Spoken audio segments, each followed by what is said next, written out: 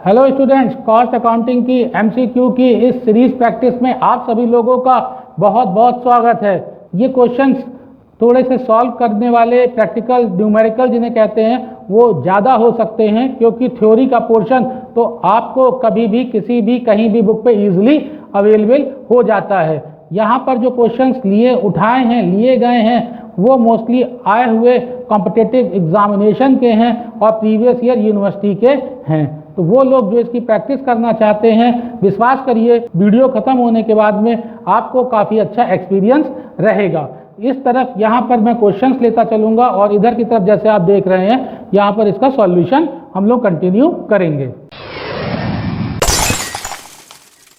जैसे question number 1 आपको दिख रहा है, find out the amount of wages from the following information.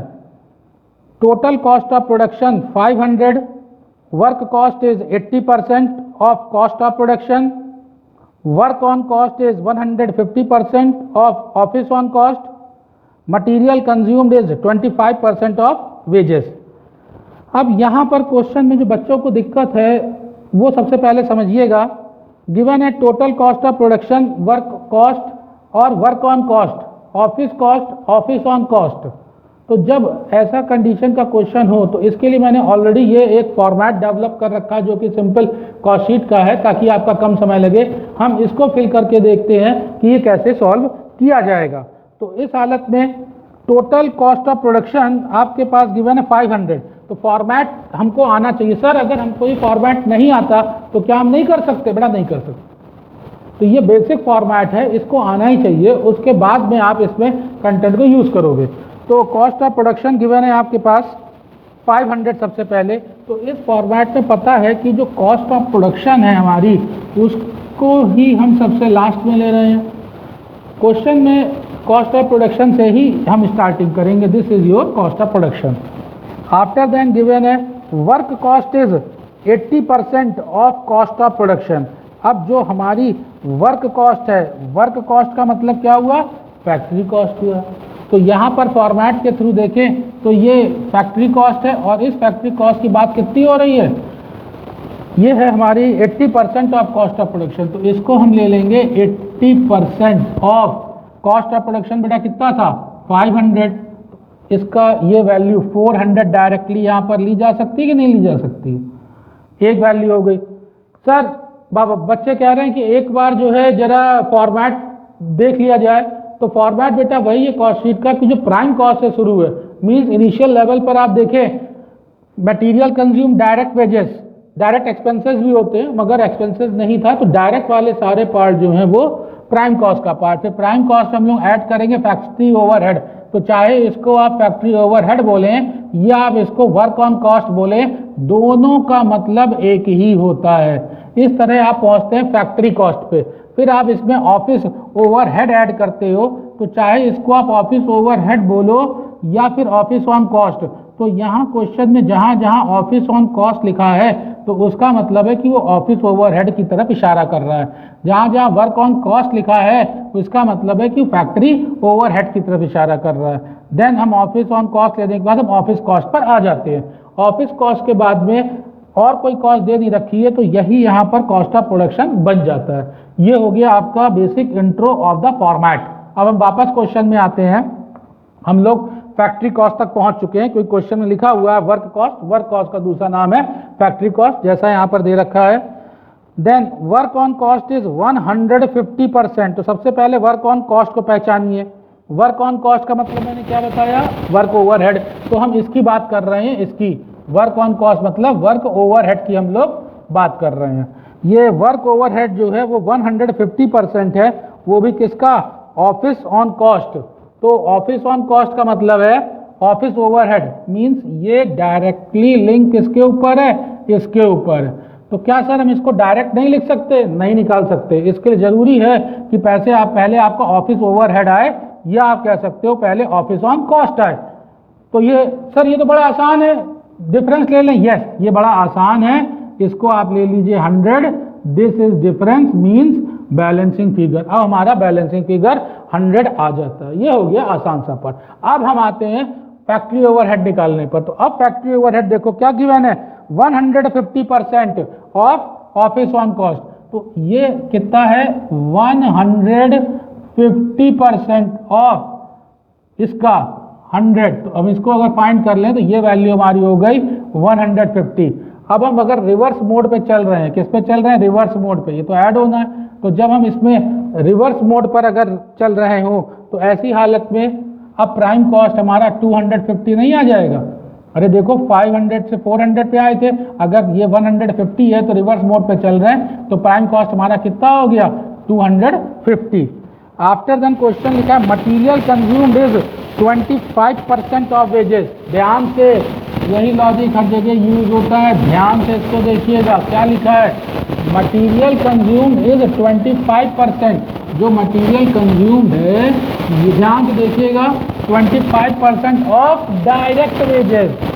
तो ऑफ डायरेक्ट वेजेस का मतलब कि ये इसके ऊपर बेस्ड हो गया। इसका मतलब डायरेक्ट वेजेस किसके ऊपर स्टैंड कर रहा है, बिल्कुल सही 100%। और टोटल 125% है जो कि इस रुपीस के कॉलम को रिप्रेजेंट कर रहा है। तो इस परसेंटेज यही इस जगह इंपॉर्टेंट है, लिख दे रहा हूँ, ये लाइन आपकी इंपॉर्टेंट समझ लीजिए फिर से, क्योंकि मटेरियल कंज्यूम्ड, यहाँ पर इक्वेशन बना देता हूँ। आपको पता है कि prime cost is equal to material consumed plus direct wages, और क्वेश्चन में गिवन है कि मटेरियल कंज्यूम जो है वो 25% है किसका, डायरेक्ट वेजेस का। तो इसका मतलब प्राइम कॉस्ट जो है वो सेल्फ स्टैंड करेगा 125 पे कि नहीं करेगा। तो यही यहाँ पर है कि ये इसके ऊपर स्टैंड किया। अब आगे देखिए, जब 250 रुपीज़ जो हैं वो 125% हैं, तब ऐसी हालत में मैंने यूनिटरी कॉन्सेप्ट बताया भी हुआ है कि जब भी फाइंड जो करना उससे मल्टीप्लाई कर लो। तो यहाँ क्वेश्चन में डायरेक्ट कंजम्पशन भी निकाल सकते थे, डायरेक्ट वेजेस भी निकाल सकते थे। तो यहाँ क्वेश्चन में क्या है, डायरेक्ट वेजेस फाइंड करना है। तो डायरेक्ट वेजेस को अगर आपको फाइंड करना हो तो इस तरह से आप सिर्फ डायरेक्ट वेजेस जिससे फाइंड करना होता है उससे मल्टीप्लाई कर देते हैं। तो यहाँ पर अब आपका 200 आ जाएगा जो कि डायरेक्ट वेजेस 200 की वैल्यू है। क्वेश्चन चेक करिए और क्वेश्चन देखिए कि ऑप्शन नंबर सी जो है वो 200 है। तो ऑप्शन नंबर सी 200 है, यही इसका ये आंसर था। अब बेटा बारी है क्वेश्चन नंबर 2 की।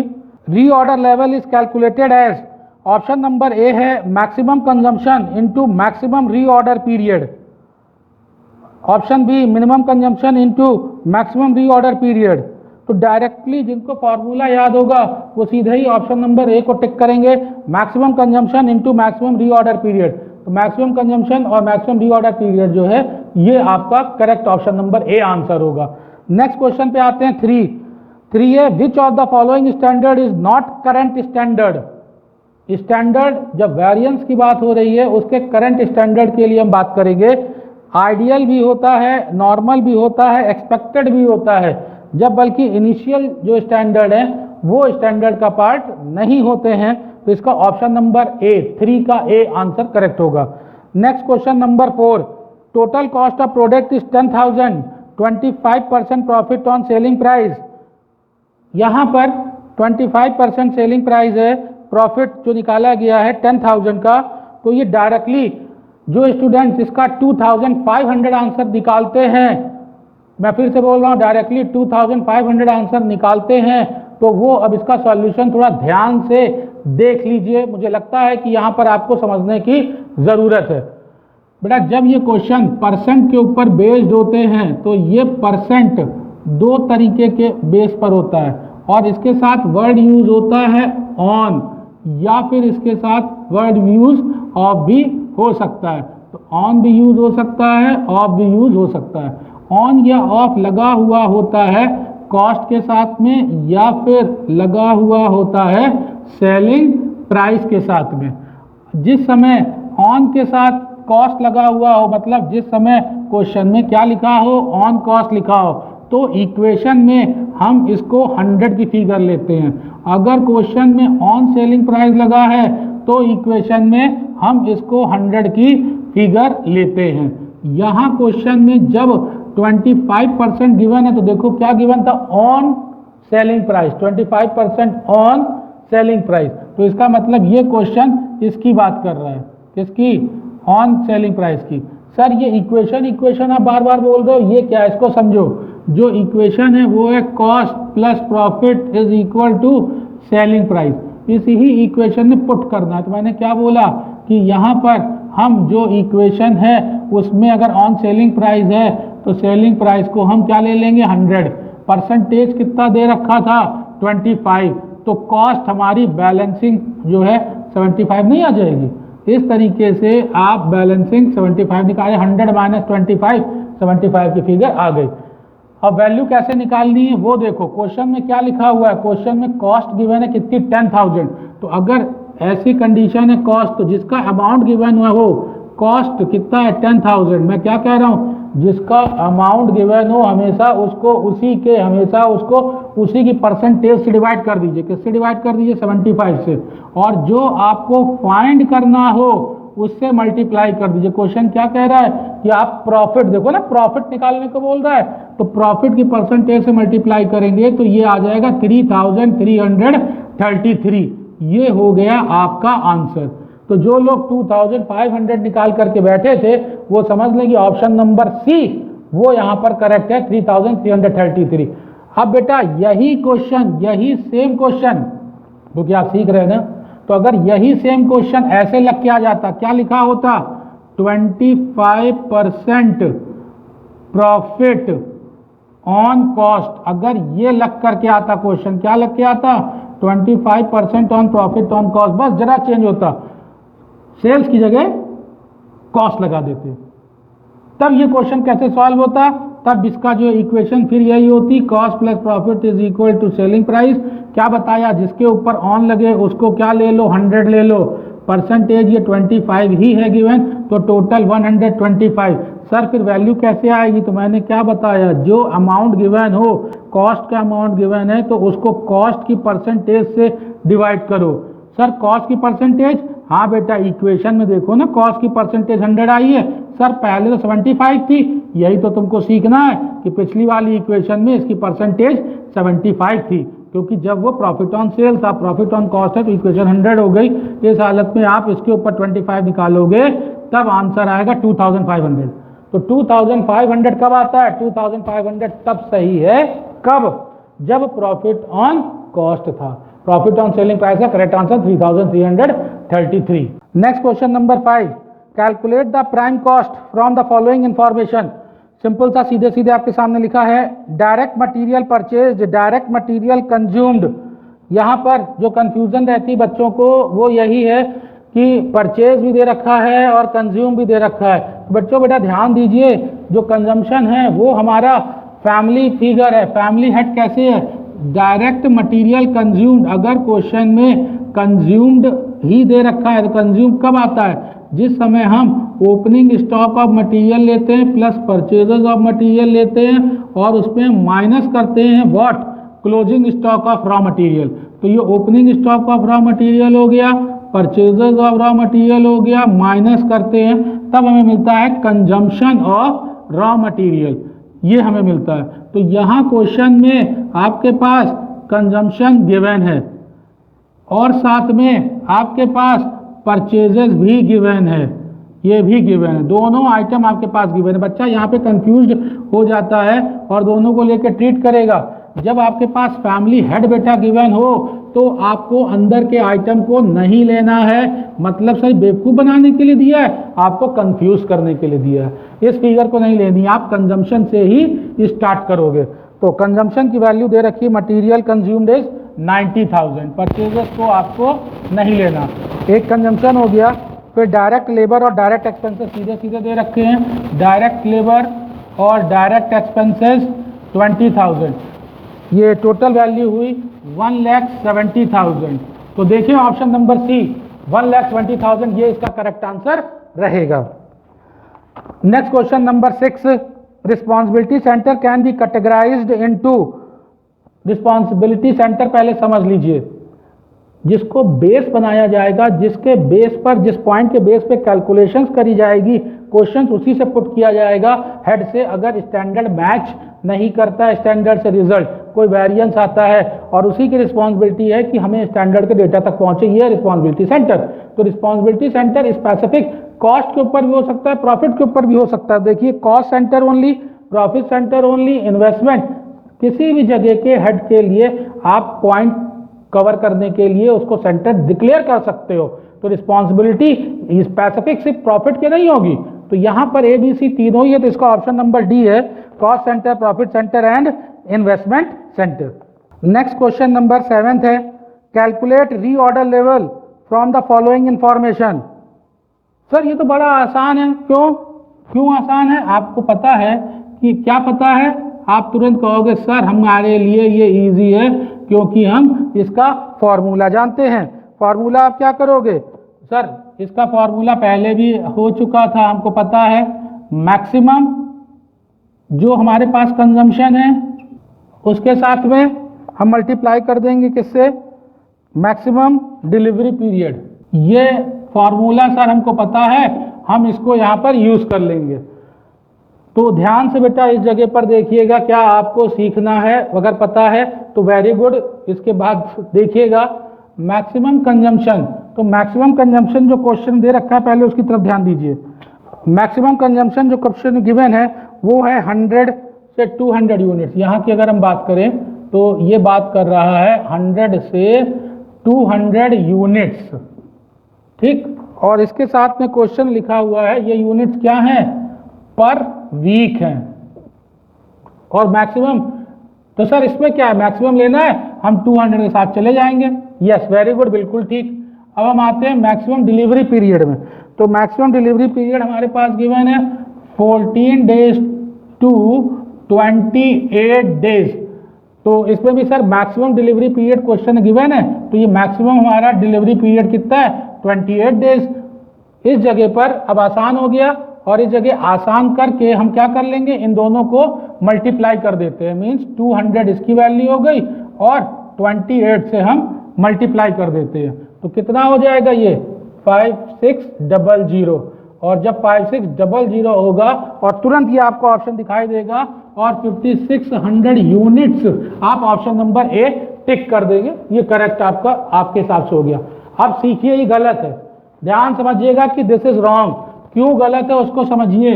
यहाँ पर जो मैक्सिमम डिलीवरी पीरियड है वो किस में दे रखा है? वो गिवन है डेज में। और यहाँ पर जो कंजम्पशन है वो किस में गिवन है? वो गिवन है वीक में। तो ये क्वेश्चन नहीं लग सकता। इसके लिए पहले आपको एक स्टेप कन्वर्ट करना पड़ेगा दोनों को, मीन्स इस डेज को वीक में कन्वर्ट करना पड़ेगा। तो ये 28 डेज थे, एक हफ्ते में 7 दिन 7 डेज। तो इस तरीके से अगर हम इसको डिवाइड करें तो हमारे पास 4 वीक आएगा कि नहीं आएगा? तो अब यहाँ से क्वेश्चन चलेगा 200 इंटू 4 वीक, और ये आंसर अब आपका आएगा 800 यूनिट्स। तो जिन लोगों ने 5600 यूनिट्स लगाया था वो गलत है, और ऑप्शन नंबर बी 800 यूनिट्स ये करेक्ट है। थोड़ा टिपिकल लग रहा होगा, एक बार रिवाइंड करके देखिएगा और प्रैक्टिस करिएगा तो ये बहुत ही आसान क्वेश्चन होता है। नेक्स्ट क्वेश्चन नंबर 8 बहुत ही इजी है, जो कि इकोनॉमिक ऑर्डर क्वांटिटी के ऊपर है। From the following information. इस तरह के क्वेश्चन को बच्चा तब तक नहीं कर सकता जब तक उसको EOQ का फॉर्मूला नहीं पता हो।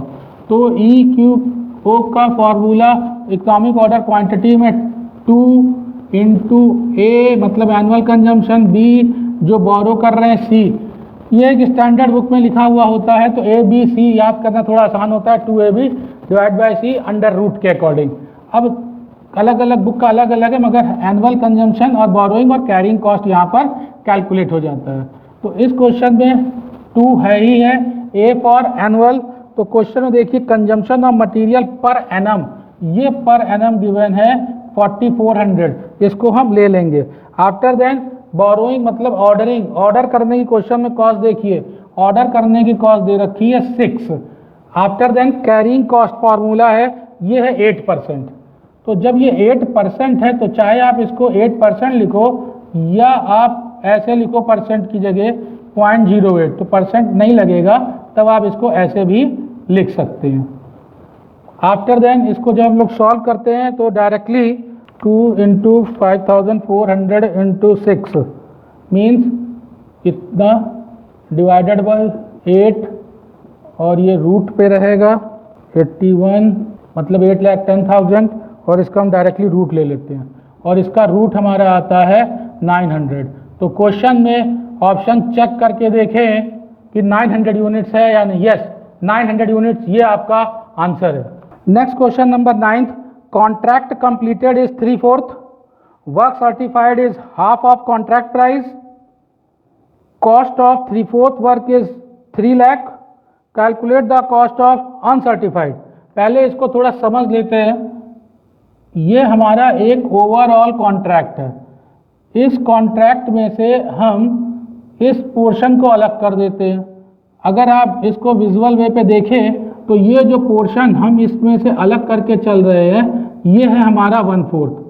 सर 1/4 को अलग क्यों किया? क्योंकि क्वेश्चन में देखो गिवन ही है कि कंप्लीट जो किया वो 3/4 किया। ये हमारे पास जो पोर्शन दे रखा है दिस इज 3/4 और यही 3/4 हमारा क्या हुआ? ये 3/4 हमारा कंप्लीटेड है। यहां पर क्वेश्चन को आपको ये समझना होगा। आफ्टर देन क्वेश्चन कह रहा है work certified is half of the contract price.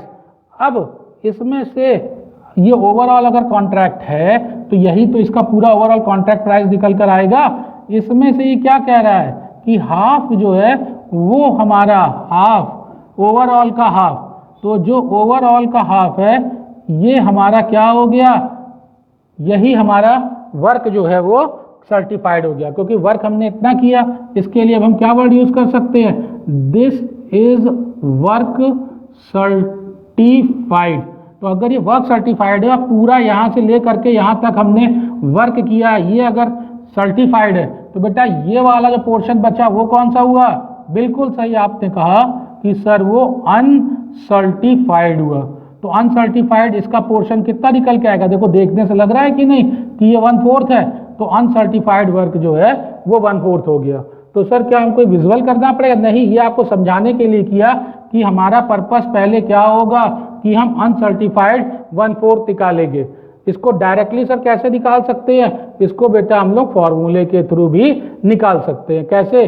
जब ओवरऑल कंप्लीट हुआ तो कितना हमारा वर्क कंप्लीट था? 3/4। उसमें से हाफ जो है वो वर्क सर्टिफाइड है। तो अगर हम क्रॉस मल्टीप्लिकेशन को यूज करें जैसा यहाँ पर आप देख रहे हैं, तो इस जगह पर क्रॉस मल्टीप्लिकेशन करने पर क्या आ जाएगा? 6 - 4/8 तो is equal to 2/8 is equal to 1/4 नहीं आ जाएगा? तो ये देखो जो विजुअल था ये हमने फॉर्मूले के थ्रू 1/4 अनसर्टिफाइड हिस्सा पहले निकाला। पहले हमको ये फाइंड करना है कि कितना हिस्सा है, उसके बाद में अब हम इसके ऊपर कैलकुलेट करते हैं वैल्यू। तो वैल्यू क्वेश्चन में जो दे रखी है वो cost of 3/4 work is 3 lakh. यहां से लेकर के यहां तक जितना आप सर्किल देख रहे हो इसकी वैल्यू क्वेश्चन में कितनी दे रखी है? इसकी वैल्यू दे रखी है 3 लाख। तो अगर इसकी वैल्यू 3 लाख है तो पूरे की कितनी होगी वो हमको निकालनी है। तो अगर पूरे की बेटा कितनी है तो इसके लिए हमें इसका क्या करना है? रेसिप्रोकल कर देना है, मतलब 4/3, क्योंकि 3 लाख किसके बराबर है? 3 लाख 3/4 के बराबर है। 3 लाख किसके बराबर है? 3/4 पोर्शन के। तो रेसिप्रोकल कर देंगे तो फिर वैल्यू आ जाएगी। और फिर हमें अनसर्टिफाइड निकालना है 1/4, इसको 1/4 कर दिया तो ये वैल्यू अनसर्टिफाइड 1 लाख आ जाएगी।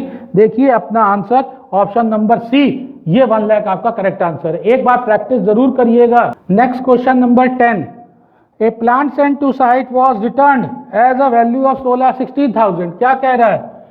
ये आपका ऑफिस है और ऑफिस में से जो प्लांट गया है वो साइट पर गया था और साइट से वो वापस रिटर्न कहाँ आ गया? ऑफिस आ गया। तो जब वो वापस रिटर्न ऑफिस आया तो वो था कितने का? 16,000 का। यही कह रहा है आ प्लांट रिटर्न फ्रॉम साइट। तो जब साइट से वापस आया तो उस समय उसकी वैल्यू कितनी है? 16,000 आफ्टर चार्जिंग डेप्रिसिएशन। इसका मतलब साइट पर इसके ऊपर 20% डेप्रिसिएशन चार्ज हुआ होगा, ये कह रहा है। उसके बाद क्वेश्चन कह रहा है find out cost of plant. इसका मतलब क्वेश्चन क्या कह रहा है कि जो ये इनिशियल कॉस्ट थी वो बेटा बताइए, उसको फाइंड करिए। तो जब इनिशियल कॉस्ट यहाँ से गई होगी तो ये 100% पे गई होगी, यहाँ से 100% पे गई, 100% जाने के बाद 20% यहाँ पर डिडक्ट हुआ, तो इस जगह से साइड से ले करके ऑफिस तक जब वापस परसेंटेज जाएगी तो वो 80% पे जाएगी कि नहीं जाएगी?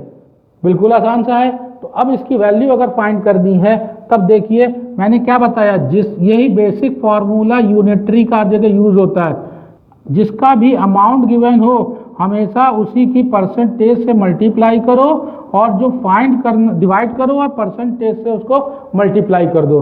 तो यहाँ क्वेश्चन में अमाउंट जो गिवन है वो कितना गिवन है, वो 16,000 गिवन है। इस 16,000 की बेटा परसेंट कितना है सर, 80% है, और हमें फाइंड क्या करना है, ओपनिंग फिगर, उसकी परसेंट कितनी है, 100 है।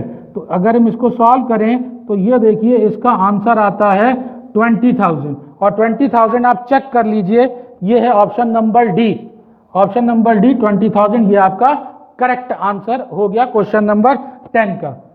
वैसे तो मैंने इसके ऊपर टोटल 100 क्वेश्चंस ले रखे हैं प्रैक्टिस कराने के लिए, मगर यहाँ तक देखें कि अभी तक 25 मिनट्स की क्लास हो चुकी है, क्योंकि यहाँ एक्सप्लेनेशन भी देना पड़ रहा है प्रैक्टिकल के साथ में। थ्योरी अगर रहती तो ये जल्दी जल्दी हो जाता। तो बच्चों की अक्सर शिकायत आती है कि सर आपका वीडियो काफ़ी लेंदी हो जा रहा है, तो मैंने इसको यहीं पे ही ख़त्म करना है, मतलब 10 पर ये फर्स्ट वीडियो लेक्चर। फिर नेक्स्ट वीडियो लेक्चर पे हम आपसे फिर से मिलते हैं, जो मैं 11 से 20 के लिए रन करूँगा। एक बार इसको रिवाइंड करके देखिएगा। मैं उम्मीद करता हूं कि उस जगह जो प्रैक्टिकल में जहां फंसते हैं, जो इंपॉर्टेंट है, उनको स्पेसिफिक कवर करने की कोशिश करी हुई है। आप सभी लोगों का बहुत बहुत शुक्रिया। जय हिंद, जय भारत।